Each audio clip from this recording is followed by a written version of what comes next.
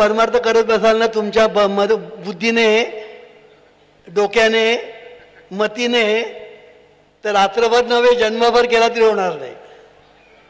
किती वेळा जन्मा यावे, किती व्हावे. तुकाराम महाराज आले ना, तुकाराम महाराज येतात ना जिकडे तिकडे. तर सांगायचा मुद्दा असा, पण सद्गुरूने जर तुम्हाला दाखवलं तर 3 स्टेपमध्ये मिळेल.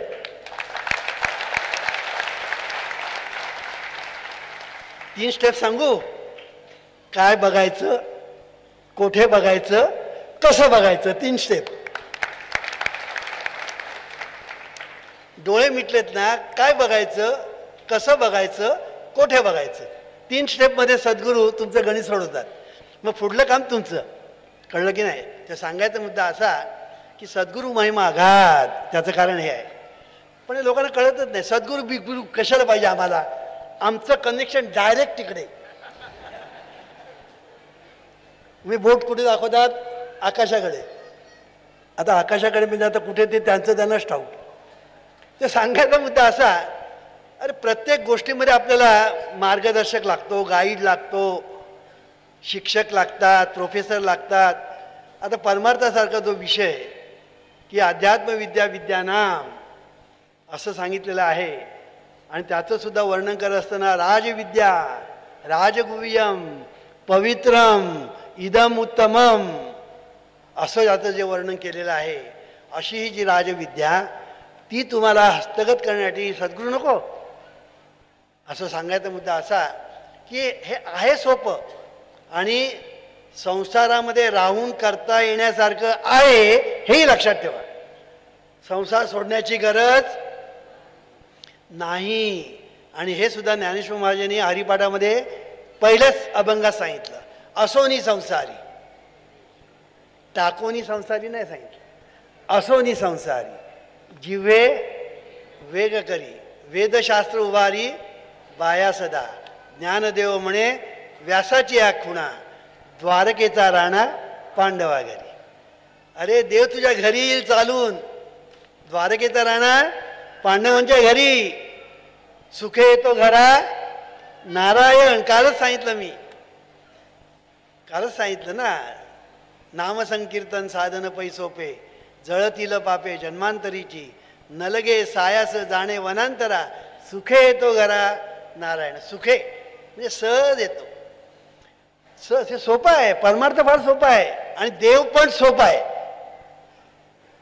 देव पण सोपा आहे. सहज देव असतची असे, सायासे फुटे नासे. म्हणून सहज सांडोनी सायासी पडोची नाही, हे संतच सांगतात. सहज देव असतची असे. देव अगदी सहज आहे. किती सहज आहे. सहज देव असतची असे, सायासे फुटे नासे. देव सहज आहे. किती सहज आहे. डोळे मिटले तरी तो दिसतो आणि डोळे उघडले तरी दिसतो. वामनराव काय सांगता तुम्ही, थापा तर मारत नाही ना असं तुम्ही म्हणाल. पण मी कशाला थापा मारू. मला तुमच्याकडून काय मिळवायचं. मी कालच सांगितलं, या पैना तुमच्याकडून पैची अपेक्षा नाही. हे मी कालच सांगितलं तुम्हाला. देव इतका सहज आहे. डोळे मिटले तरी दिसतो आणि डोळे उघडले तरी दिसतो. कळलं की नाही. मग तुम्ही म्हणा आम्हाला का दिसत नाही. का तुम्ही पाहत नाही म्हणून. तुम्ही पाहत नाही म्हणून तुम्हाला दिसत नाही. कारण पाहण्याचं जे तंत्र मंत्र आणि यंत्र आहे ते सद्गुरू सांगतात. पाहण्याचं जे तंत्र मंत्र आणि यंत्र जे आहे ते सद्गुरू सांगतात. पाहता पाणे दुरी सारोन्या. तुका म्हणे उगार आहे निवांत राई, पाहिले पायी परतोनी. तुका करी जागा नको चाचपू वावगा, आहेसी तू अंगा अंगी डोळे उघडी. इतकं ते सोपं आहे. इतकं ते सोपं आहे.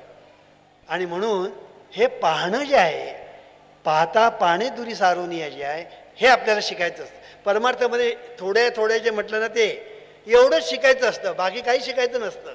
एवढंच पाहणं सोडून पाहता आपण जे नेहमीचं जे पाहणं आहे ते सोडून पाहायचं. एवढंच शिकायचं.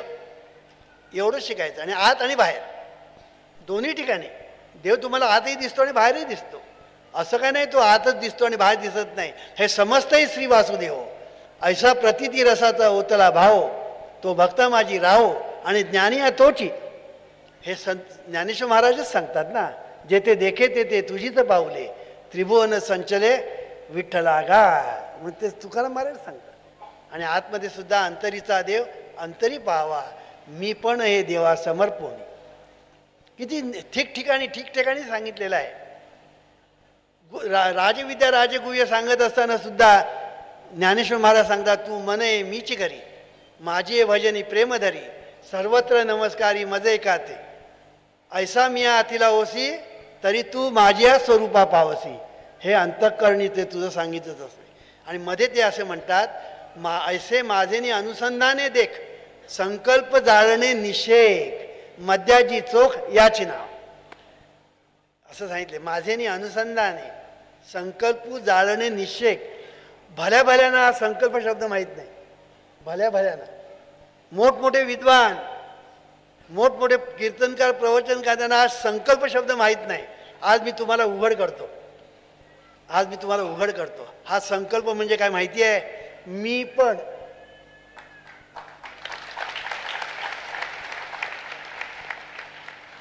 समर्थ रामदास स्वामीने एक खुलासा केलेला आहे, कळलं की नाही? ते असं म्हणतात,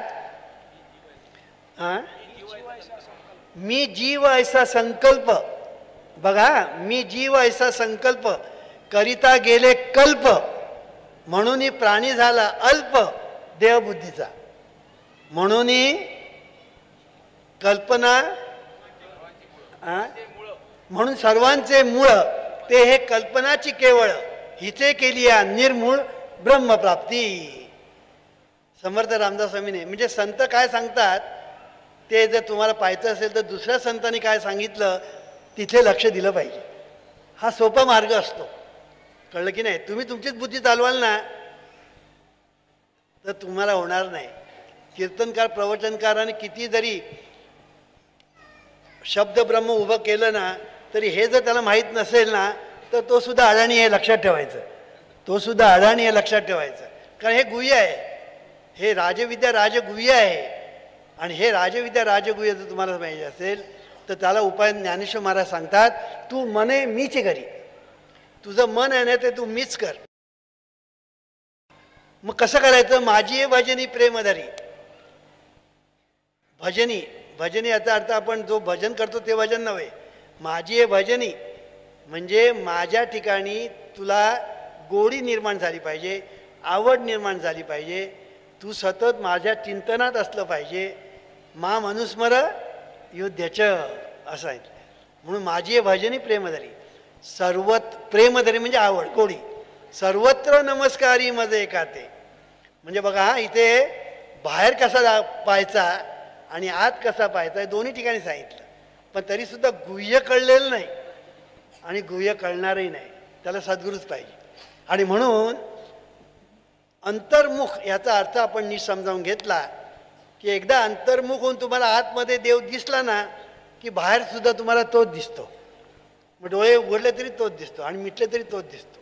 म्हणून आतमध्ये पहिलं पाहायला शिका, बाहेर दिसेल. बाहेर दिसला तर आतमध्ये दिसेल, दोन्ही आहे. इथून करायचं का तिथून करायचं ते तू ठरव, कारण तूच आहेस तुझ्या जीवनाचा शिल्पकार. सद्गुरू तुम्हाला दोन्ही दाखवतात, असाही पहा आणि असाही पहा. कारण डोळे मिटून काय देव दिसणार काय प्रत्येक वेळेला? मग डोळे उघडून देवाला पहा.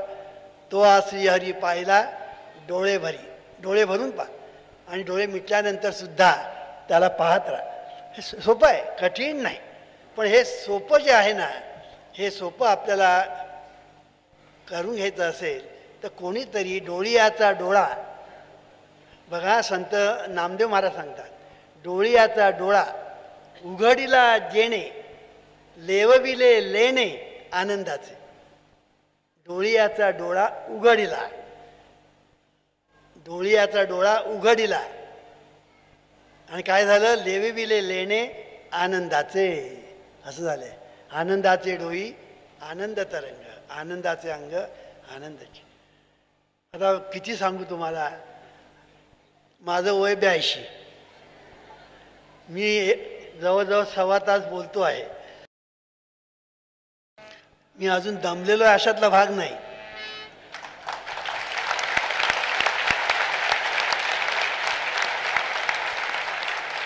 पण तुम्ही दमलेला आहात हे मला ठाऊक आहे. कारण मी येण्याच्या अगोदर तुम्ही इथे येऊन बसलेला आहात हे त्याचं कारण आहे. आणि बराच वेळ बसल्यानंतर शेवटी शरीर साक्षात परमेश्वर. मग शरीराला त्रास दिल्यानंतर तो नाराज होतो आणि मग ऐकण्याकडे दुर्लक्ष होतं. मग प्रवचनकार कितीतरी बोलत असला तरी कळत नाही त्याला, कारण शरीराकडे लक्ष जातं. प्रवचनकारांच्या शब्दाकडे लक्ष द्यायचं का शरीराकडे? शरीर कुरकुराला लागतं, कळलं की नाही? म्हणून आता या प्रार्थनेचं महत्त्व मी थोडक्यात सांगतो. ही जी विश्व प्रार्थना आहे ही जरी तुम्ही म्हटलीत ना तरी ही विश्व प्रार्थना म्हणता ती तुम्हाला देवाच्या चरणापर्यंत नेऊन सोडेल, याबद्दल शंका बाळगू नका.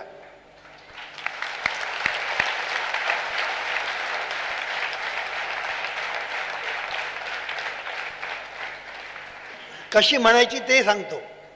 मगाचं आहे ते जरा कठीण आहे, ते मी आता ते सांगत नाही, सोपं सांगतो तुम्हाला. डोळे मिटून विश्व प्रार्थना म्हणताना हे ईश्वरा म्हणतो की नाही.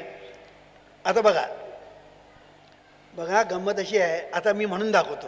हे ईश्वरा सर्वांना चांगली बुद्धी दे, आरोग्य दे, सर्वांना सुखात आनंदात ऐश्वर्यात ठेव, सर्वांचं भलं कल्याण कर, रक्षण कर, आणि तुझे गोड नाम मुखात खंड लावणे. आता ही प्रार्थना म्हटली ना, आता म्हणणारे दोन प्रकारचे लोक आहेत. आपण म्हणत असतो पण आपण काय म्हणतो त्याचे लक्ष नसतं. आपण आता तुम्ही म्हटलं मग काय म्हटलं इथे तुमचं लक्ष होतं का? अगदी कमी लोकांचं लक्ष असणार. मी गॅरंटी सांगतो तुम्हाला, कारण मला सगळं माहीत. मी काल सांगितलं 82 वर्षाचं आहे, सगळं करून झालंय, कळलं की नाही? तेव्हा म्हणताना आपण म्हणत असतो आणि म्हणताना आपलं तिकडे लक्ष नसतं, पण म्हणत असतो. वाईट नाही, येईल तैसा बोल रामकृष्ण हरी. वाईट नाही, जसं येईल तसं म्हणा, जसं येईल तर लक्ष असो नसो म्हणा म्हणा म्हणा म्हणा म्हणता म्हणता म्हणता मना मना मना म्हणा म्हणा मना मना. ते मन जे आहे ना ते त्या म्हणण्यामध्ये यायला लागतं, लक्ष तिकडे यायला लागतं. तेव्हा तुम्ही येईल तैसा बोल म्हणता येईल तसं म्हणा राम. पण मी आता प्रवचन करतोय तर माझ्या बोलण्याकडे तुमचं लक्ष असतं. त्यावेळेला लक्ष कुठे असतं? मी बोलतो त्या शब्दाकडे लक्ष असतं की मी जे बोलतो त्याच्या अर्थाकडे लक्ष असतं? अर्थाकडे लक्ष असतं, होय की नाही? आता किती सोपं आहे बघा. मी जेव्हा बोलतो तेव्हा माझ्या बोलण्याकडे, माझ्या शब्दाकडे तुमचं लक्ष नसतं, तर मी जे बोलतो त्याच्या अर्थाकडे तुमचं लक्ष असतं. तसंच इथे करायचं. हे ईश्वरा सर्वांना चांगली बुद्धी दे, आरोग्य दे, सर्वांना सुखात आनंदात ऐश्वर्यात ठेव, सर्वांचं भलं कल्याण कर, रक्षण कर, आणि तुझे गोड नाम मुखात खंड लावणे. आता तुमचं लक्ष गेलं असेल. म्हणजे तुम्ही आता काय म्हणता ते तुम्ही लक्ष देऊन म्हटलं. असं लक्ष देऊन तुम्ही जर म्हटलं ना तर हळूहळू ते म्हणता म्हणता म्हणता म्हणता आता तुम्ही म्हणता, सद्गुरू सांगतात म्हणून, हे ईश्वरा सर्वांचं भलं कर, कल्याण कर. पण नुसतं तोंडाने, मनापासून, ओठापासून म्हणणं आणि पोटातून म्हणणं फरक आहे की नाही? देवा सर्वांचं भलं कर असं अगदी पोटातून आलं पाहिजे. अशी पोटातून प्रार्थना आली की तुम्ही जिंकलत, देवाला जिंकलत, जगाला जिंकलत, संसाराला जिंकलत आणि परमार्थाला जिंकलत.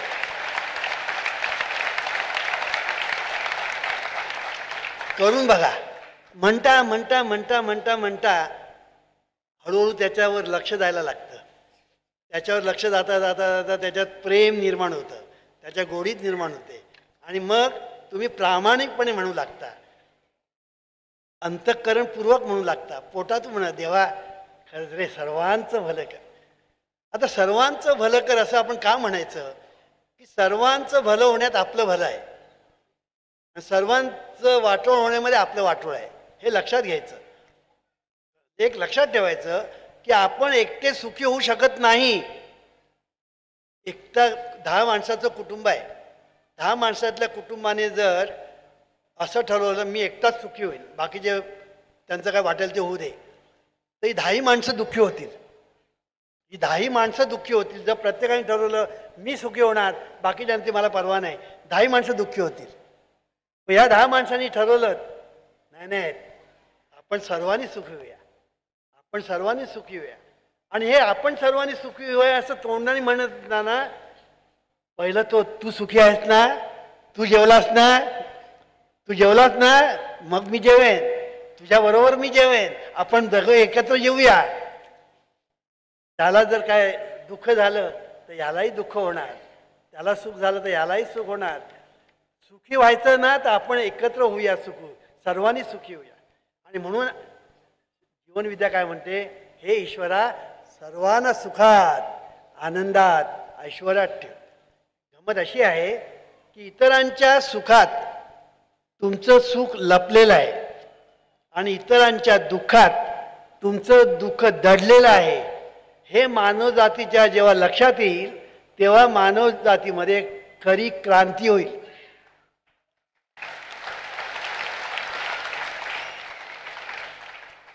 नाही तर काही क्रांती होणार नाही. हे चाललंय असंच चालायचं, कळलं की नाही, हे चाललंय असंच चालायचं आहे. काय जगामध्ये चाललंय मगाशी सांगितलं त्याने, सगळा बशबशपुरी माजलेली आहे. कोणाचा पायपूस कोणाच्या पायात नाही. जो तो स्वतःचं स्वार्थ साधण्याचा प्रयत्न करतोय, लोकांचं भलं काही करत नाही आहे. सत्तेवर येण्यासाठी आश्वासनं भरपूर, तिकडे पूर येतो, पूर आश्वासनांचा. सत्तेवर आल्यानंतर कसली आश्वासनं, अश्व म्हणजे घोडा, घोड्यावर मला आसन द्या, अश्व आणि आसन, मला घोड्यावर आसन द्या म्हणजे खुर्चीवर आसन द्या की झालं माझं काम. अशी आश्वासनं नको. तुम्ही आश्वासनं पोटातून द्या आणि ती खरी करून दाखवा.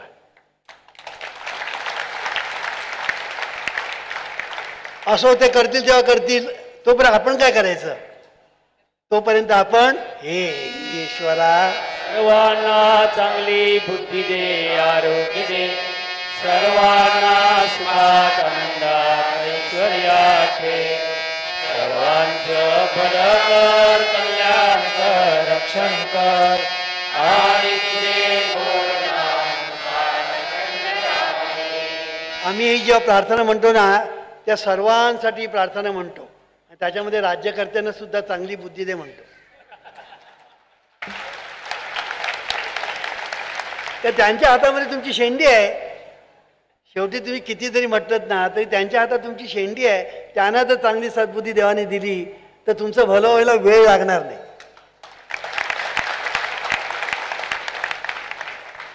अहो त्या हातामध्ये जर सत्ता असेल ना तर मनुष्य कितीतरी लोकांचं तो भलं करू शकतो.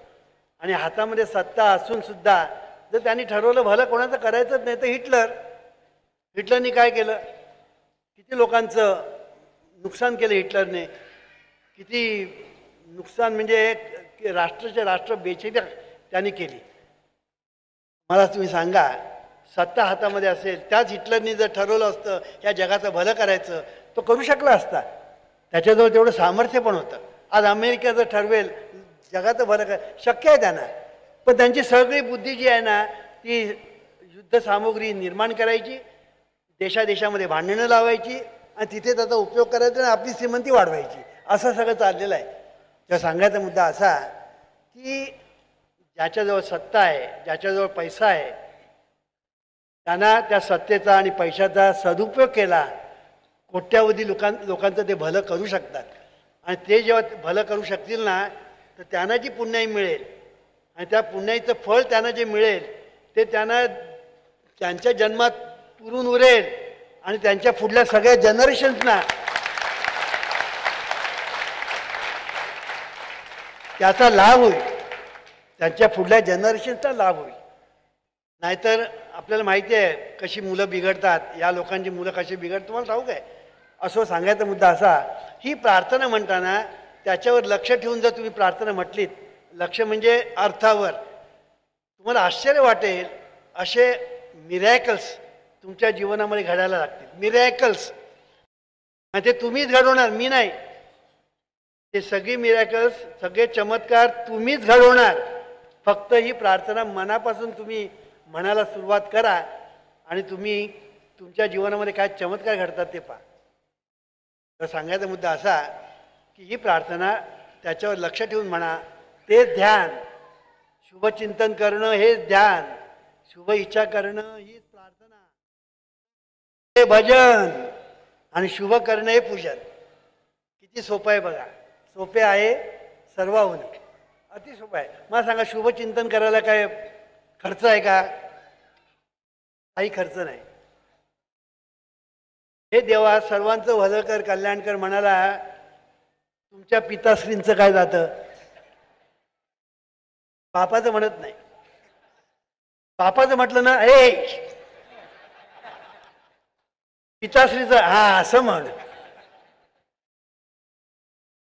तेव्हा हे म्हणाला, ही प्रार्थना म्हणायला, विश्व प्रार्थना म्हणायला, तुमच्या पिताश्रींचं काय जातं, तुमचं काय जातं? काही जात नाही. पण तुम्हाला मिळणार ते एवढं मिळणार, एवढं मिळणार की त्याचं तुम्हाला अगणित एवढ्या एका शब्दात सांगेल.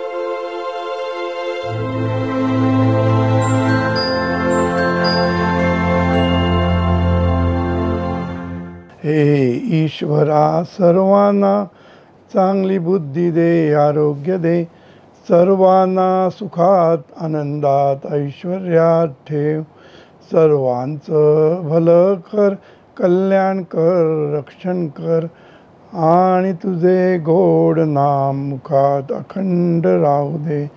सद्गुरुनाथ महाराज की जय. सद्गुरू आणि माईंना वंदन करतो. इथे जमलेले हजारो श्रोत्यांना माझं वंदन. आजचा दिवस गुरुपौर्णिमेचा आहे. आत्ताच आपण माझा 75वा वाढदिवस साजरा केला. खूप सुंदर रीतीने आपण निरनिराळे कार्यक्रम साजरे केले. आजचं महत्त्व म्हणजे गुरुपौर्णिमा. तो पण आपण सद्गुरुपूजन आणि सद्गुरूंवरची आपण सुंदर गाणी म्हणून आजचा दिवस आपण गुरुपौर्णिमा म्हणून सुद्धा साजरा केला. खरंच आजचा संपूर्ण कार्यक्रम जर बघितला, इतका उत्कृष्ट कार्यक्रम म्हणजे अभूतपूर्व म्हणायला हरकत नाही. गर्दी तर अभूतपूर्व होतीच, कारण इतका मोठा हॉल, 25,000 लोकांपेक्षा जास्त लोक होती आणि जवळजवळ 70,000 ऑनलाईन बघत होते. त्यामुळे सगळी अभूतपूर्व सगळं गर्दी पण होती आणि कार्यक्रमसुद्धा एकदम सुंदर झाले. प्रत्येक कार्यक्रम पाहण्यासारखा होता, ऐकण्यासारखा होता. त्यामुळे प्रत्येकजण मला येऊन सांगत होते की इतके छान तुमचं झालेलं आहे. सगळ्यांना त्याचं कौतुक वाटत होतं आणि त्यामुळे आतापर्यंतचा कार्यक्रम सगळा चांगला झाला. फक्त मला तिकडे बोलायला वेळ मिळाला नाही, म्हणून मी आता तुमच्याशी माझं मनोगत व्यक्त करतो आहे. त्या दिवशी कार्यक्रम फार उशीर झाला. लोक पण फार बऱ्याच वेळ बसलेली होती. लोकांना लांब लांब जायचं होतं, त्यामुळे आम्ही तो आटोपता घेतला. सगळ्यांना तो खूप कार्यक्रम आवडलेला. सगळ्यांनी मला येऊन सांगितलं, मतं दिली मला की खूपच सुंदर कार्यक्रम झाला. खूपच सुंदर म्हणजे आपल्या कार्यकर्त्यांचं सुद्धा सगळ्यांनी कौतुक केलं. म्हणजे पार्किंगपासून ते आतमध्ये येईपर्यंत आणि आतमध्ये आल्यानंतर आतमधली व्यवस्था, या सर्व आमच्या कार्यकर्त्यांनी इतकं सुंदर केलं होतं की काही विचारून सोय नाही. सगळेजण कौतुक करत होते. मला म्हणत होते, सगळे तरुण कार्यकर्ते काम करताना पाहून खरंच बरं वाटलं असं मला सांगितलं. सगळ्यांची शिस्त, कुठेही गडबड गोंधळ नाही. प्रत्येकजण नम्रपणे प्रत्येकाशी बोलत होता. हे सगळं पाहून माझे कुटुंबातले लोक आले होते, माझे जुने मित्र आले होते, बरेच मोठे मोठे पाहुणे येऊन बसले होते. सगळ्यांनी आमच्या कार्यकर्त्यांचं कौतुक केलं. तेव्हा मी पण या सर्व कार्यकर्त्यांचं खूप कौतुक करतो बऱ्याच लोकांना तर बाहेर कार्यक्रम पाहायला पण मिळत नव्हता, कारण ते बाहेरची व्यवस्था पाहत होते. त्यामुळे त्यांना कार्यक्रमाचा सुद्धा अनुभव घेता येत नव्हता. तरीसुद्धा हे उत्साहाने कार्यकर्ते सगळे काम करत होते. स्टेजवर जे जे कार्यक्रम झाले ते पण एकाहून एक सरस झाले. सर्वांना मी खरंच धन्यवाद देतो आणि पुढे जातो. आता सद्गुरूंनी गुरुपौर्णिमेला कृतज्ञता दिन हे नाव दिलेलं आहे. पहा, सद्गुरूंनी नाव काय दिलं? सद्गुरूंनी गुरुपौर्णिमा नाव दिलं. सद्गुरू म्हणतात गुरुपौर्णिमा म्हणजे कृतज्ञता दिन आहे. आता कृतज्ञता म्हणजे काय? कोणी कोणाची कृतज्ञता व्यक्त करायची? तर सद्गुरू म्हणतात की सद्गुरूंची तर व्यक्त करणारच, सगळे शिष्य सद्गुरूंची तर कृतज्ञता व्यक्त करणारच, पण सद्गुरू किती महान आहेत ते पहा, की सद्गुरूंचं वेगळेपण काय ते पहा. सद्गुरू म्हणतात की मला म्हणजे सद्गुरूंना पण आपल्या शिष्यांची, आपल्या कार्यकर्त्यांची कृतज्ञता व्यक्त करायचा हा दिवस आहे असं म्हणतात. बघा, उगीच नाही.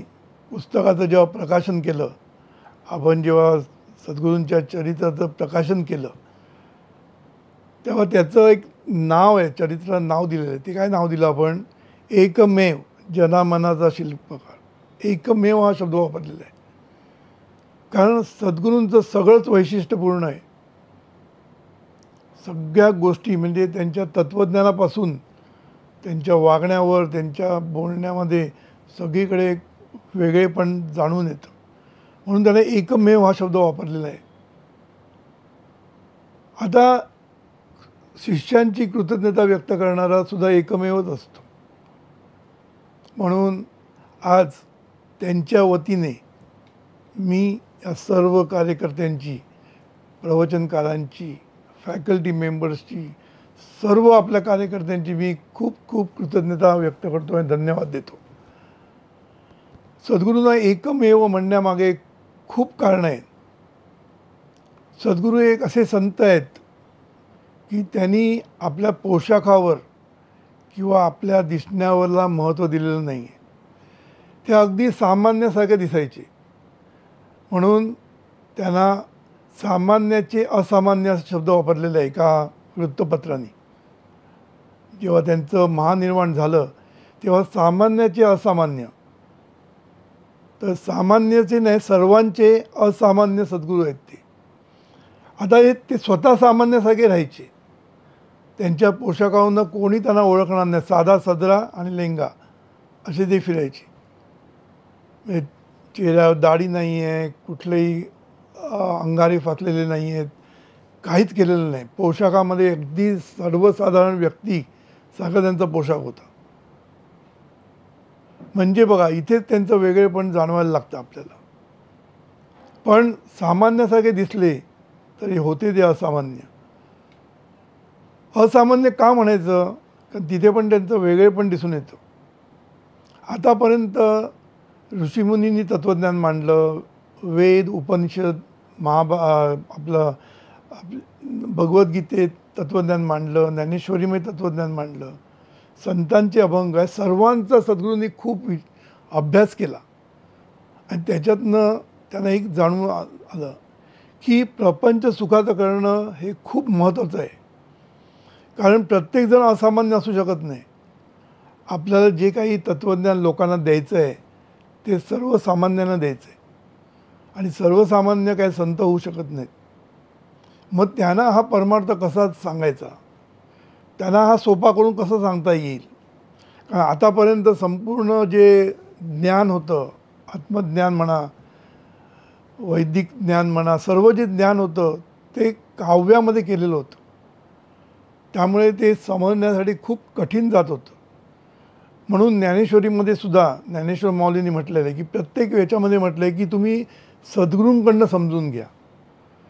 कारण एक एक वाक्य, आता उपनिषदामध्ये एक एक जो चरण असतो, एक एक श्लोक असतात किंवा एक एक हे असतात, ते सगळ्या प्रत्येकाचा अर्थ खूप मोठा असतो. ते एका वाक्यातनं काही समजत नसतं, समजलं ना. म्हणून त्याला सद्गुरू लागतात. म्हणून सद्गुरूने हे सगळं नीट समजून घेतलं त्याच्यावर चिंतन केलं आणि हे सर्वसामान्यासाठी कसं अवेलेबल होईल याचा विचार केला. म्हणून ते वेगळे आहेत, म्हणून ते एकमेव आहेत. त्यांनी हे तत्त्वज्ञान सर्वसामान्यांना समजेल अशा भाषेमध्ये, कुठेही किचकट भाषा नाही, क्लिष्ट भाषा नाही, असं वापरून त्यांनी ही संपूर्ण अध्यात्म हे सर्वसामान्यासाठी उघडं केलं, साध्या भाषेमध्ये उघड केलं. आणि लोकांचे जे गैरसमज होते की प्रपंच करायचा म्हणजे परमार्थ करायचा नाही, प्रपंच पहिला करायचा मग परमार्थ रिटायर्ड झाल्यानंतर, किंवा परमार्थ केला तर प्रपंच सोडायला लागतो. सद्गुरूंनी ह्याला पण छेद दिला. सद्गुरूंनी स्वतः प्रपंच सुंदर करून, सुरेख प्रपंच करून, संसार खऱ्या अर्थाने सुखाचा करून त्यांनी अध्यात्माची उंची गाठली. स्वतः साक्षात्कारी संत झाले. स्वतःच्या उदाहरणावरनं त्यांनी लोकांना पटवून दिलं की परमार्थ करायचा असेल तर प्रपंच सोडायची गरज नाही, काहीही सोडायची गरज नाही असं सद्गुरू सांगतात. सद्गुरू म्हणतात काही सोडू नका, हातात घ्या, ले मन म्हणतात. सोडा नको, काही सोडा नको, ले मन. ले मन म्हणजे मन हातात घ्या. तुम्ही मन तुमच्या हातात आलं की सगळं तुमच्या हातात आलं. हेच मन प्रपंचामध्ये तुम्हाला उत्कर्षाकडे घेऊन जाईल आणि हेच मन परमार्थामध्ये आत्मज्ञानापर्यंत घेऊन जाईल. एवढं मनाचं महत्त्व सद्गुरूंनी सांगितलं. एवढंच नाही तर सद्गुरूंनी शरीर साक्षात परमेश्वर असा महान सिद्धांत मांडला. आता हा सिद्धांत महान म्हणण्याचं कारण, बहुतेक लोकांनी शरीराला महत्त्व दिलेलं नाही आहे. शरीर हे टाकाऊ आहे किंवा शरीर हे नाशिवंत आहे. सद्गुरूंनी जरा वेगळंच सांगितलं. सद्गुरू म्हणतात हे जिवंत शरीर आहे ना, हे साक्षात परमेश्वर आहे. आणि त्यांनी कारण देऊन सांगितलं. ते काय म्हणतात, हा जो देह आहे, हे जे शरीर आहे ते त्याचाच आविष्कार आहे, स्थूल आविष्कार आहे. तोच स्थूल रूपाने प्रगट झालेला आहे. हे शरीर काय आपण बनवलेलं नाही आहे, हे त्याच्याकडनं बनलं गेलेलं आहे. म्हणून हा स्थूल आविष्कार म्हणा किंवा हा स्थूल प्रगटीकरण आहे त्याच परमेश्वराचं. मन, बुद्धी, चित्त, अहंकारसुद्धा त्याच परमेश्वराचं सूक्ष्म आविष्कार आहे. आतमध्ये जो ज्याला आपण जीवात्मा म्हणतो तो पण त्याचाच आविष्कार आहे. आणि ज्याला आपण सच्चिदानंद स्वरूप अशी शक्ती म्हणतो, चैतन्य शक्ती म्हणतो, ते पण तोच आहे. हे सर्व या जिवंत शरीरामध्ये असतं. तो पण तिथेच आहे, जीव पण तिथेच आहे, शिव पण तिथेच आहे, शरीर पण तिकडेच आहे, मन पण, बुद्धी, सगळं काही तिकडेच आहे. म्हणून हे सगळं मिळून खरं म्हणजे परमेश्वर आहे, लक्षात ठेवायचं. म्हणून हा परमेश्वर इथे शरीराच्या ठिकाणी स्थूल, सूक्ष्म, अतिसूक्ष्म आणि दिव्य स्वरूपात नांदतो आहे. म्हणून या शरीराला सद्गुरूंनी साक्षात परमेश्वर हे नाव दिलं. एकमेव सद्गुरू हे असं बोलणारे. आणि ह्या शरीराची काळजी घेणं, मनाची काळजी घेणं, स्वरूपाचं भान घेणं, स्वरूपाचं स्मरण ठेवणं, या सर्व गोष्टी करणं म्हणजेच उपासना म्हणून सांगितलं. म्हणून शरीराची काळजी घेणं हे पण परमेश्वराची काळजी घेण्यासारखंच आहे.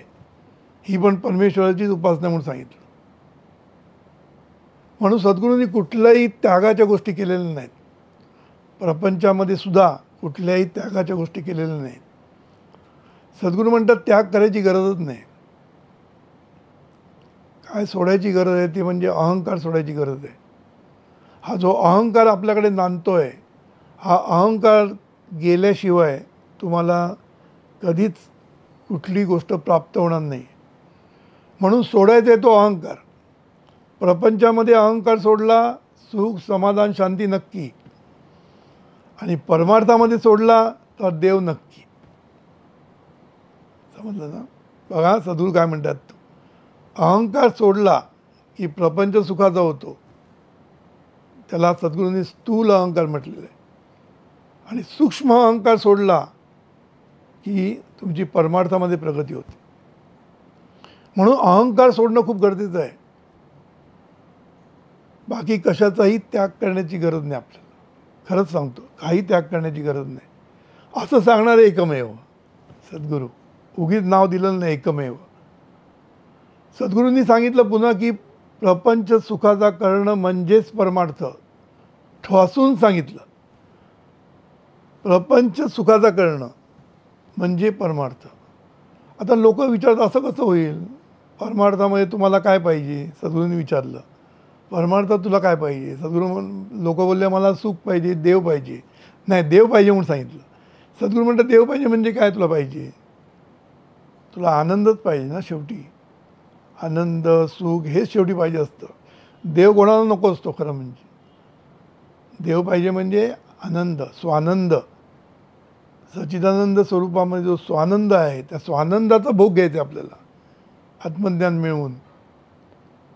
आणि हे स्वानंद कसं आहे, हा विषयाशी संबंधित नाही आहे. समजलं ना. ह्या स्वानंदासाठी विषय लागत नाही, निर्विषय आहे. अनकंडिशनल सुख म्हणजे आत्मसुख. कुठलंही कंडिशन लागत नाही, कुठलेही विषय लागत नाही. असं सुख मिळवण्यासाठी खरं म्हणजे आत्मज्ञान मिळवायचं असतं. किंवा साक्षात्काराच्या गोष्टी जेव्हा करतात किंवा साधना जेव्हा आपण परमार्थामध्ये करतो तेव्हा गरज असते ती ह्या सुखाची, आत्मसुखाची. आणि परमार्थामध्ये काय पाहिजे, सुखच पाहिजे. लोकांना प्रपंचामध्ये जर विचारलं तुला काय पाहिजे, तिथे पण सुखच पाहिजे असतं. म्हणजे दोन्हीकडे सुखच पाहिजे असतं. पण प्रपंचामधलं सुख हे विषय सुख असतं, विषयावर आधारित असतं, विषयातनं मिळालेलं सुख असतं. त्यामुळे ते टेम्पररी असतं. विषय ज्या अर्थी टेम्पररी आहेत त्या अर्थी विषय सुख पण टेम्पररी आहे. म्हणून दोन्हीकडे सुख पाहिजे. मग हे विषय सुख मिळवायचं कसं, दोन्हीकडे सुख कसं मिळवायचं. सुख म्हणजे काय इथून सुरुवात आहे खरं म्हणजे. आज जर सामान्य लोकांना आहे ना सुख म्हणजेच काय माहीत नाही. केवढे तरी लेक्चर्स मी ऐकलेली आहे, सुख म्हणजे काय. लोकांनी त्याच्यावर गाणी पण केलेली आहे, सुख म्हणजे काय. सुख म्हणजे नक्की काय असतं हा प्रश्न सगळ्यांना आहे. पण खरा हा प्रश्न सद्गुरूंनी सोडवलेला आहे. सद्गुरू म्हणजे सुख म्हणजे पैसा आणि सत्ता नव्हे. पैसा सत्ता कीर्ती म्हणजे सुख नव्हे हे सद्गुरूंनी ठासून सांगितलं. मग हे नको का, हे पाहिजे. सद्गुरू म्हणतात सगळं पाहिजे. प्रपंच करायचं आहे ना, जगलं पाहिजे तर सगळं पाहिजे. जीवन सुखाने जगण्यासाठी सगळ्या गोष्टी पाहिजेच. पैसा पाहिजे, अन्न पाहिजे, सगळं पाहिजे. शिक्षण पाहिजे, आरोग्य चांगलं असलं पाहिजे तरच सुख मिळणार, नाही तर कसं मिळेल. पण सुखी होण्यासाठी हे एवढंच उपयोगी नाही आहे. सद्गुरू म्हणतात प्रपंचात राहून सुद्धा हे जो स्वानंद जो म्हणतो आपण, ज्याला आपण आत्मसुख म्हणतो, ते प्रपंचात राहून सुद्धा मिळू शकतं. असं सांगणारे एकमेव. मग प्रपंचात राहून काय करायचं. सद्गुरूंनी स्मरणाला महत्त्व दिलेलं आहे. फक्त आपण अखंड नामस्मरण म्हणत असतो. सगळ्या संतांनी अखंड नामस्मरण सांगितलं. पण हे नामस्मरण अखंड कसं करायचं. प्रापंचिक माणसांनी अखंड नामस्मरण कसं करायचं हा मोठा प्रश्न आहे ना. संतांना ते जमलं पण ते सामान्य माणसाला जमणार नाही आहे ना. मग अखंड नामस्मरण याचा अर्थ सद्गुरूंनी समजावून सांगितलं. स्मरणाला महत्त्व दिलं. स्मरण कोणाचं, नामीचं स्मरण. नामी म्हणजे जो आहे आत्मा आहे त्याचं स्मरण, जे आपलं स्वरूप आहे त्याचं स्मरण सतत ठेवणं म्हणजे नामस्मरण.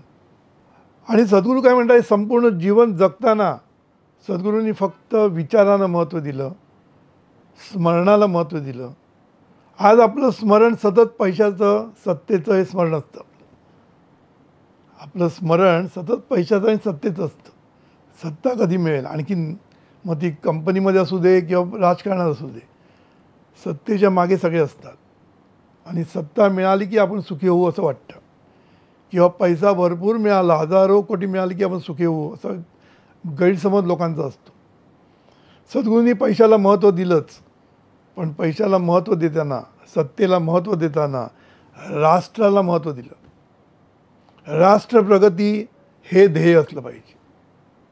आपला गोल हा राष्ट्र प्रगती असला पाहिजे. प्रत्येक कृती करताना आपण राष्ट्र प्रगतीचा विचार केला पाहिजे. प्रत्येक कृती बघा किती सद्गुरू किती खोल जातात. तुम्ही प्रत्येक कृती प्रपंचामध्ये करताना राष्ट्राचा विचार केला पाहिजे. जे जे मी करतोय ते राष्ट्रहिताचं आहे की नाही याचा विचार केला गेला पाहिजे. म्हणून सद्गुरूंनी हा संदेश दिला, प्रत्येक कृती ही राष्ट्रहिताची आणि विश्वशांतीची. समजलं. आणि विश्वशांतीसाठी सद्गुरूंनी विश्वप्रार्थना निर्माण केली. विश्वप्रार्थना काय आहे? शुभचिंतनच आहे. स्मरण कोणाचं?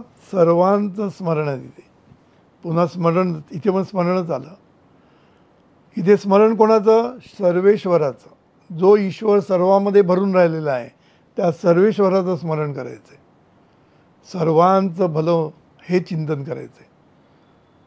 सद्गुरूंनी किती सोपं केलं. प्रापंचिक माणसाला एकदम सोपं करून अध्यात्म सांगितलं. परमार्थसुद्धा जो किचकट आहे तो पण एकदम सोपा करून सांगितला. सच्चिदानंद स्वरूप ह्याच्यावर सद्गुरूंची लेक्चर्स तुम्ही यूट्यूबवर ऐका. त्याच्यातनं सच्चिदानंद स्वरूप म्हणजे काय नक्की ते तुम्हाला कळेल. आणि इतकं सोपं करून सांगितलं. कुठेही क्लिष्ट परमार्थातली भाषा वापरलेली नाही आहे. सगळ्यांना समजेल असं, कोणालाही समजेल असं. म्हणून प्रपंच सुखाचा करून परमार्थ करणारे हे एकमेव, हे सांगणारे पण एकमेव, आणि लोकांना ते लोकांकडनं करून घेणारे पण ते एकमेव आहेत. सद्गुरूंनी फक्त स्मरण बदलायला सांगितलं आणि सुरुवात कृतज्ञतेने करायला सांगितली. आपलं स्मरण बदललं की सगळं बदललं. त्याला चिंतन म्हणा, विचार म्हणा, शेवटी ते स्मरणच. विचार आपण ज्याची करतो त्याचं स्मरण करतो. आपण ज्याच्याबद्दल विचार करतो त्याचं स्मरण करतो. मग हे स्मरण सुधारणं म्हणजे परमार्थ. हे स्मरण सुधारणं म्हणजेच प्रपंच सुखाचा करणं. मग सद्गुरूंनी स्मरण कसं सांगितलं? कृतज्ञतेने स्मरण कर. प्रपंचामध्ये सतत कृतज्ञता बाळग. प्रत्येक गोष्टीबद्दल जर तू कृतज्ञता बाळगायला सुरुवात केली, प्रपंच सुखाचा होतो की नाही बघ. खरं म्हणजे सुखाचा हा पासवर्डच आहे. कृतज्ञता हाच सुखाचा पासवर्ड आहे. प्रपंचामध्ये सुद्धा तेच आहे. परमार्थामध्ये सुद्धा कृतज्ञतेने तू ईश्वराचं स्मरण कर, असं समजून सांगितलं. किती सोपं केलं. दोन्हीकडे एकच आहे. इथे कृतज्ञतेनं सर्वांचं स्मरण कर. का? सर्वांमुळे मी आहे लक्षात ठेवायचं. सर्व आहेत जगामध्ये, सर्वजण काम करतायत म्हणून मी जगतोय, मी सगळं करू शकतोय, मी जिवंत आहे, मी जगतोय, मी सुखाने जगतोय, कारण सर्वजण काम करत आहेत. सर्वांमुळे मी आहे म्हणून सर्वांप्रती कृतज्ञता व्यक्त करत राहा. मग कृतज्ञता व्यक्त कशी करायची? सर्वांचं भलं होऊ दे, सर्वांचं कल्याण होऊ दे अशी प्रार्थना म्हणत राहा. काय सोपं आहे बघा. म्हणून प्रपंचामध्ये कृतज्ञतेने स्मरण जेवढं तुम्ही कराल तेवढं तुमचं रिलेशन्स चांगली होतील. प्रपंच सुखाचा करायचा म्हणजे नुसते पैसे मिळून नाही उपयोग आहे. रिलेशनशिप चांगल्या व्हायला पाहिजे. आजकाल आपण बघतो प्रत्येक घरामध्ये भांडणं, प्रॉपर्टीमधनं भांडणं, नवरा बायकोमध्ये भांडणं, लग्न एवढ्या थाटामाटामध्ये करतात, काय काय करत असतात, एवढा पैसा खर्च करतात, प्री वेडिंग शूट वगैरे करत एवढा पैसा खर्च करतात, डेस्टिनेशन मॅरेज हे काय काय करतात. एवढं करून 2 वर्ष पण एकत्र राहू शकत नाही. याला कारण का? तर स्मरण चुकते, स्मरण चुकते, विचार चुकते. म्हणून सद्गुरूंना विचारामध्ये क्रांती घडवून आणायची आहे. सगळ्या तरुणाईमध्ये विचारांमध्ये क्रांती घडवून आणायची सद्गुरूंना. तरुण सुधारले तर राष्ट्र प्रगती पथावर जाईल. आणि तरुण कधी सुधारेल? त्याला प्रॉपर मार्गदर्शन मिळालं पाहिजे. समजलं ना? म्हणून जीवनविद्या मिशन तरुणांसाठी खूप मोठं कार्य करते. म्हणजे आजचा देशाचा तरुण चांगला व्हावा आणि देशाची प्रगती व्हावी यासाठी आम्ही गर्भापासून सुरुवात करतो आहे. गर्भसंस्कार आम्ही सुरू केलेले आहेत. बालसंस्कार आमची केंद्र सुरू आहेत. संस्कार शिक्षण अभियान आमच्या सर्व शाळांमध्ये जवळजवळ 5,000 शाळांमध्ये आम्ही संस्कार शिक्षण अभियान राबवतो आहे. विद्यार्थ्यांना मार्गदर्शन आपण कित्येक शाळा, हजारो शाळेमध्ये आम्ही विद्यार्थ्यांना मार्गदर्शन करतो आहे. तरुणांना मार्गदर्शन करतो आहे. अशा रीतीने आम्ही बऱ्याच गोष्टी करतो आहे. कॉलेजमध्ये जाऊन शिकवतो आहे तरुणांना, कॉर्पोरेटमध्ये जाऊन तरुणांना शिकवतो आहे. सगळीकडे जाऊन आम्ही तरुणांचं काय म्हणतात त्याला स्मरण बदलणं किंवा तरुणांचे विचार बदलणं हे काम आम्ही मोठ्या प्रमाणावर करतो आहे. आजची तरुण पिढी व्यसनाकडे खूप ॲडिक्ट झालेली आहे. त्यांनासुद्धा त्या व्यसनातनं बाहेर काढण्यासाठी गावागावामधनं आम्ही जीवनविद्येचा प्रचार करून लोकांना ह्याच्यातनं बाहेर काढतो आहे. जीवनविद्या मिशन ह्या दृष्टीने खूप मोठं कार्य करते. दुसरं मी महत्त्वाचं सांगितलं की तुम्ही कृतज्ञतेने जेव्हा स्मरण करता तुमचे रिलेशनशिप पण चांगले होतात, हे लक्षात ठेवायची. आपल्या आईवडिलांची रिलेशनशिप म्हणा, सासू सासऱ्यांची, मित्रमैत्रिणींची, सगळ्यांची रिलेशन जर चांगली व्हायची असेल तर तुम्हाला त्यांच्याबद्दल शुभचिंतन करता आलं पाहिजे. समजलं ना? त्यामुळे आपलं जर स्मरण बदललं, कृतज्ञतेने आपण त्यांचं स्मरण करायला लागलो, प्रत्येकाची कृतज्ञता व्यक्त करायला लागलो मनातल्या मनात, तरीसुद्धा त्याचा उपयोग खूप होतो. समजलं ना? म्हणून कृतज्ञतेने तुम्ही जेवढ्या लोकांचं स्मरण कराल किंवा कृतज्ञता जेवढी व्यक्त कराल आपल्या कंपनीबद्दल, सर्वांबद्दल, तेवढं तुमचं नाती छान होतील, रिलेशनशिप चांगलं होईल. आणि शेवटी प्रपंचात काय पाहिजे असतं? रिलेशनशिप चांगली व्हायला पाहिजे असते, पैसा मिळाला पाहिजे, उत्कर्ष व्हायला पाहिजे. उत्कर्ष होण्यासाठी सद्गुरूंनी लव, वर्क आणि ब्लेस ऑल सिद्धांत मांडला. किती साधे साधे सिद्धांत सद्गुरूंनी मांडलेले आहेत. लव वर्क म्हणजेच नामस्मरण, हे लक्षात ठेवायचं. नामस्मरण म्हणजे काय? तुम्हाला तुमचे मन तिथे स्थिर करणं, आपल्या कामावर आपलं मन स्थिर करणं, हेच खरं नामस्मरण आहे. कळलं ना? आणि आपण ह्या कामातून सर्वांना आनंद देणार आहे. क्वालिटी काम करून लोकांना आपण आनंद देणार आहे. म्हणून हे कृतज्ञतेने स्मरण हे खूप महत्त्वाचं आहे, लक्षात ठेवायचं. म्हणून कृतज्ञता ही प्रपंचात उपयोगी पडते. त्याच्यावर मी बोलत नाही कारण वेळ फार कमी आहे. तीच कृतज्ञतेने स्मरण तुम्ही परमार्थामध्ये सुद्धा करू शकता. कारण पहिली स्टेप कृतज्ञता हीच आहे. परमार्थामधली पहिली स्टेप मला विचारलं तर कृतज्ञता. कारण ह्या परमेश्वराने आपल्याला सर्व काही दिलेलं आहे. हा देह दिलेला आहे, मन, बुद्धी, चित्त, अहंकार दिलेला आहे, कल्पनाशक्ती, विचारशक्ती, भावनाशक्ती, स्मरणशक्ती, विस्मरणशक्ती, सगळ्या काही शक्ती दिलेल्या आहेत.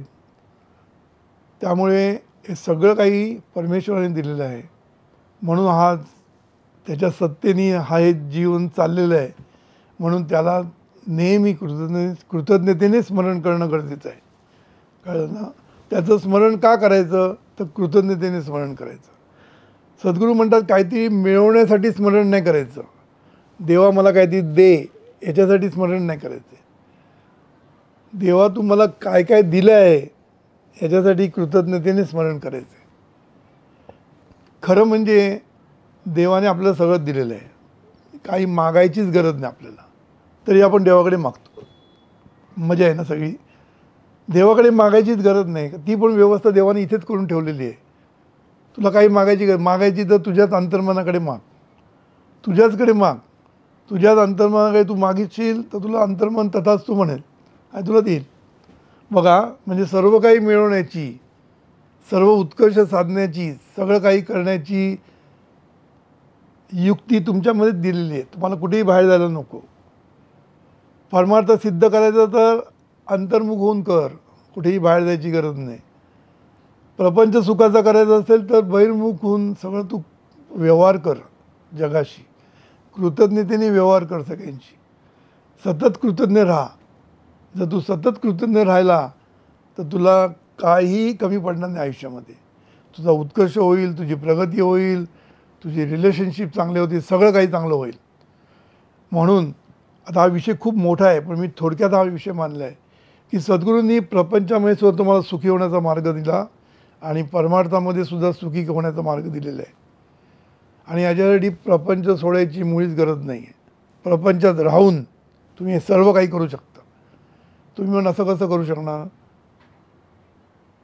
स्मरण करण्यासाठी तुम्हाला वेळ लागत नाही, लक्षात ठेवायचं, समजलं ना. म्हणून सद्गुरू ते पण तुम्हाला शिकवतात. सद्गुरू दिव्यबोध, दिव्य साधना शिकवतात. ह्या सगळ्या गोष्टींनी काय शिकवतं आपल्याला, की तुम्हाला त्याचं स्वरूपाचं स्मरण कसं करायचं, सगळ्या गोष्टी करताना त्याचं अनुसंधान कसं करायचं हे सद्गुरू शिकवतात. तर अनुसंधान म्हणजे काय? सद्गुरू एक साधं उदाहरण देतात. आई आणि मूल. आई सगळं काही करत असते, पण मुलांनी जर मुलगा थोडंसं मूल रडलं तर आईला लगेच कळतं आणि आई लगेच धावते त्याच्याकडे. म्हणजे सर्व कामं करत असताना लक्ष तिथं मुलाकडे असतं. तसं अनुसंधान म्हणजे आपण सर्व काही प्रपंचातली कामं करत असताना आपलं लक्ष किंवा आपलं अनुसंधान त्या स्वरूपाकडे असलं पाहिजे. हे खूप कठीण विषय मी मांडत नाही आता. तो विषय पण कसा सोप्पा केला सद्गुरूंनी हे पण मला सांगण्यासारखं आहे, पण ते मी आता सांगत नाही. पण हे सगळ्या गोष्टी शक्य आहेत. अखंड अनुसंधान, अखंड नामस्मरण म्हणजे अखंड अनुसंधान, अखंड स्मरण, नित्य स्मरण, सतत स्मरण स्वरूपाचं असलं पाहिजे. त्याचं म्हणजे वरती नाही, वरती बसलेलं नाही, तो आतमध्येच आहे. ह्या स्वरूपाचं स्मरण सतत व्हायला पाहिजे. याच्यासाठी सद्गुरूंनी दिव्यबोध, दिव्य साधना तयार केलेले आहेत. आणि हे सगळं काही तुम्हाला प्रपंचात राहून कुठेही सोडायला नको, काही करायला नको. म्हणून सद्गुरू हे एकमेव आहेत, लक्षात ठेवायचं, एकमेव. आणि म्हणूनच आम्ही सद्गुरू चरित्र जे आता प्रकाशित होईल लवकरच, प्रकाशन आपण केलेलं आहे, पण ते प्रसिद्धीसाठी अजून 1 महिन्यामध्ये ते अवेलेबल होईल सगळ्यांसाठी. तर त्याचं नाव आम्ही एकमेव ठेवलेलं आहे. एकमेव जना मनाचा शिल्पकार असं नाव दिलेलं आहे. असो, आता माझा 75वा वाढदिवस तुम्ही केला आणि मला खूप आनंद दिला तुम्ही. 75 वर्ष गाठणं म्हणजे काय मोठं कर्तृत्व नव्हे. सगळेजण 75 गाठतात. वय वाढणं हे काय मोठं कर्तृत्वाचं हे नाही आहे. पण माझ्यावर जी स्तुतिसुमनं तुम्ही उधळली, सर्व लोकांनी जे माझ्याबद्दल चांगलं चांगलं सांगितलं, त्याबद्दल मी सगळ्यांचा ऋणी आहे. सर्वांना मी खूप धन्यवाद देतो की मोठमोठ्या व्यक्ती आपला वेळ काढून इकडे आला, माझ्या वाढदिवसासाठी आला, सद्गुरूंचं पूजन करण्यासाठी आला. त्या सर्व व्यक्तींना माझा खूप खूप नमस्कार. आता ह्या वाढदिवसाच्या वेळी माझ्यावर एक पुस्तक यांनी काढलेलं आहे, ते म्हणजे कृतज्ञ तू कृतार्थ तू.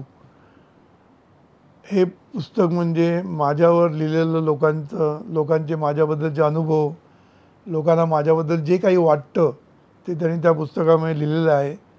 अशा रीतीने आपल्या मंडळाने हे पुस्तक प्रकाशित केलं आहे. ते पण तुम्ही घ्या. माझी पण काही पुस्तकं लवकरच प्रकाशित होणार आहे. त्यातल्या एक पुस्तक हे कृतज्ञतेवरच लिहिलेलं आहे. आता मी जे सगळं बोललो कृतज्ञतेचं महत्त्व, तर कृतज्ञतेवरच एक सुंदरसं पुस्तक लिहून तयार झाले, लवकरच प्रकाशित होईल. त्याचं नाव आहे कृतज्ञता मनात, भरभराट जीवनात. कृतज्ञता मनात, भरभराट जीवनात. म्हणजे तुमच्या मनामध्ये जर कृतज्ञतेने तुमचं मन भारलं गेलं तर तुमची जीवनामध्ये भरभराट, उत्कर्ष सगळं काही तुम्हाला जीवनामध्ये मिळू शकेल. एवढी ताकद ह्या कृतज्ञतेमध्ये आहे. म्हणून ह्याच्यावर मी एक पुस्तक लिहिलेलं आहे, लवकर प्रकाशित होईल. दुसरं पुस्तक म्हणजे मन हे खूप सगळ्यात महत्त्वाचं मी सांगितलं मगाशी. म्हणून या पुस्तकाचं नाव आहे मनावर घ्या. या मनावर घ्या हे पुस्तकामध्ये या मनाबद्दल सविस्तर माहिती दिलेली आहे.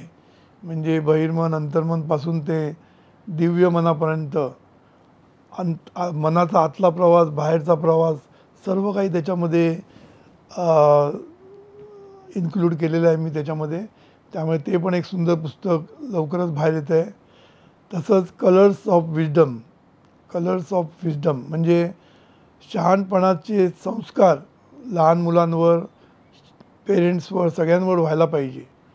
तर ते संस्काराचं एक पुस्तक इंग्लिशमध्ये लवकरच प्रकाशित होईल. तसंच संस्काराचे मोती म्हणून मराठीमध्ये सुद्धा संस्काराचं पुस्तक लवकरच प्रकाशित होतील. त्यामुळे ही सगळी पुस्तकं लवकरच प्रकाशित होतील. थोडीशी वाट बघा, लवकरच तुम्हाला सगळ्या गोष्टी मिळतील. आता आजच्या प्रोग्रॅमसाठी तुम्ही सर्वजण लांबून आला, कुठून कुठून आला आहे तुम्ही. महाराष्ट्राच्या कानाकोपऱ्यामधनं लोक आलेले आहेत. नंतर बेळगाव, गोवा, अमेरिकेमधनं लोक आलेली आहेत, दुबईमधनं लोक आलेली आहेत, ओमानमधनं लोक आलेली आहेत. त्यामुळे निरनिराळ्या देशाच्या आणि विदेशामधनं लोक इकडे आलेली आहेत. तरी सर्वांनी माझ्या प्रेमामुळे सगळी इथे आलेली आहेत. तर सर्वांना मी कृतज्ञतापूर्वक नमस्कार करतो. तुम्ही आला आणि कार्यक्रमाला खूप शोभा आली. आणि आमची जी टेक्निकल टीम म्हणा, सोशल मीडिया टीम, आमच्या सर्व टीम्स, पार्किंग टीम, महोत्सवाची टीम्स, या सर्व टीम्सनी इतकं सुंदर काम केलेलं आहे. त्या सर्व टीम्सना माझे खूप खूप कृतज्ञतापूर्वक नमस्कार. आमचे ट्रस्टीज, विश्वस्त पदाधिकारी, शाखांचे सर्वांनी या कार्यक्रमामध्ये योगदान दिलं आणि ज्यांनी ज्यांनी दिलं ते सर्वांप्रती मी कृतज्ञता व्यक्त करतो आणि इथेच थांबतो. जय सद्गुरू, जय जीवनविद्या, जय हिंद. हे ईश्वरा सर्वांना चांगली बुद्धी दे, आरोग्य दे, सर्वांना सुखात आनंदात ऐश्वर्यात ठेव. सर्वांचं भलं कर, कल्याण कर, रक्षण कर आणि तुझे गोड नाम मुखात खंडरा.